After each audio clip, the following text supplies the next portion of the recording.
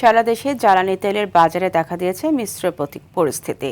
মেহেরপুর ও Hili feeling স্টেশনে fuel card ও সরবরাহ বৃদ্ধির ফলে উধাও হয়েছে দীর্ঘ লাইন।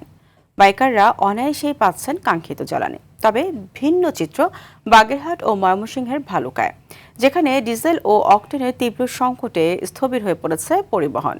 এদিকে নোয়াখালীর সেনবাগে কৃত্রিম সংকটের অভিযোগে ক্ষুব্ধ চালকরা। অভিযোগ উঠেছে তেলের সিন্ডিকেট নিয়ে।